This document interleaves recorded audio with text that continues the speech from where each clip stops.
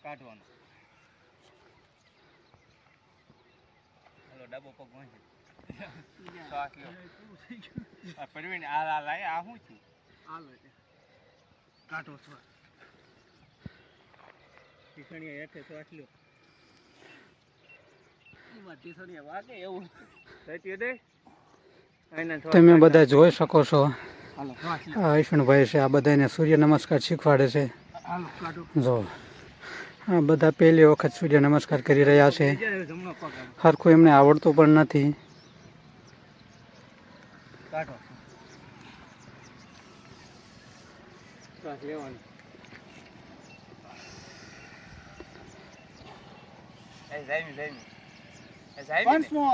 આ બધાને જામી ગઈ છે હજી વંશ મોર કર્યા રાખે છે